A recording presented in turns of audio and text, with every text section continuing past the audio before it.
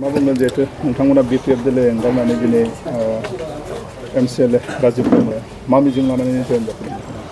ओरैनोथ' जोङो नंगौ जों बिपिएफनि इउथनिफ्राय एकदमबारे जा बिपिएफआव केन्डिडेट जाबोदों बे केन्डिडेट सारमोनखौ जों देरहाहोनानै मुजबुत भटआव देरहाहोनानै जों फैनाय मानसि आरो जों इउथ हिसाबै बनरगाव इउथ हिसाबै दिनै जोंनि बनरगाव समस्तिखौ माने एसे बिपिएफनिफ्राय माने खमजुरिखौ जों नुदों आरो दा बेनि थाखाय जोङो सिना दारना खालामलायदों। जिहेथु जेननायनि लामायाव जुदि फैमारनायखौ जों नुनानै आरो दा जों राजिब सारखौ माने मोजां मोननानै आरो बेजोंनो आं बेक्तिया खामानि मावनो मोननानै बै समाव फैखानाय मानसि आरो जों आंल' नङा बिसोरबो बनरगावनि इउथ हिसाबै दा ओंखायनो जोङो मोनसे डिसिसनखौ लादों जे फैगौ बिटिसि बिसायख'थियावहाय जे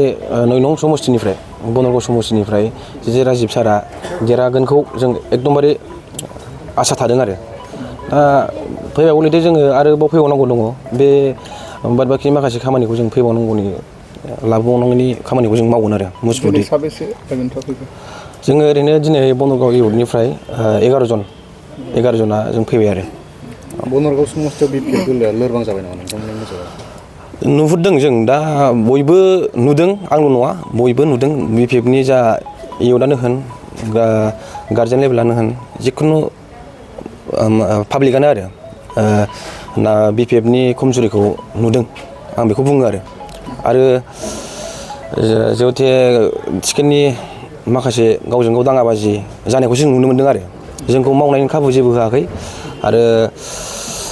बुंनो थाङोब्ला बेफोरबायदि खोथाखौ आं बुंनो सानाखैमोन आरो दा जिखुनु आङो सोरखौबा मोजां मोननानै सोरखौबा गाज्रि मोननानै आं फैयाखै माने आङो बिजेपियावहाय राजिब सारखौनो आं मोजां मोननानै माने आंनि लोगोफोरखौ लानानै फैदों आरो